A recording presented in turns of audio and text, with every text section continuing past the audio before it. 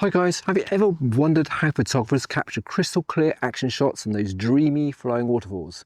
It all comes down to one powerful tool, shutter speed. So in this video we're going to zoom in on the essential part of this exposure triangle, and by the end you'll know exactly how to use it, how to take control of the camera and how to transform your photos.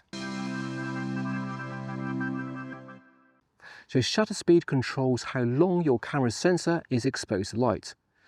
So think of it a bit like a faucet over a sink. The longer the tap runs, the more water fills the basin. Similarly, the longer the shutter stays open, the more light hits the sensor, making your image brighter. Now, shutter speeds are measured in fractions of a second, like 1/500th or 1/1000th of a second, even 1 second.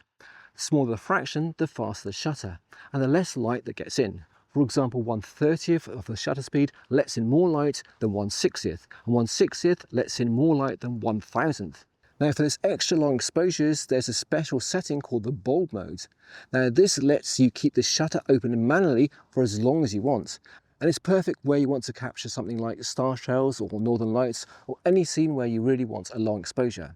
But shutter speed isn't just about exposure, it's also a creative tool. Now a fast shutter speed, like maybe 1/500th or faster, will freeze motion, and it's great for capturing fast moving subjects like cars or birds in flight, or maybe sports action. On the other hand, a slow shutter speed will create a motion blur, and you can use it to create silky flowing effects like in the rivers and waterfalls, or to capture light trails at night. So if you want to capture a dreamy waterfall effect, perhaps try something like 1/4 of a second or slower. If you want to freeze every single water droplet, then maybe go for like 1/1000th of a second or faster. Now keep in mind, changing the shutter speed will also affect the brightness of your photo. If it's too dark or too bright, you're going to then need to balance it by adjusting either your aperture or your ISO, and that's where the exposure triangle comes in.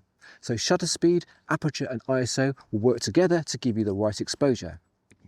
If you want a much deeper dive into how they all interconnect, then I've got a separate video on that very topic which I highly recommend checking out next. So let's get started and unlock the power of a shutter speed and a key to mastering exposure and unleashing your creative potential with every shot. Guys, if you've liked this video and if you find this video on shutter speed is useful, then don't forget to check out my playlist on learning all about photography.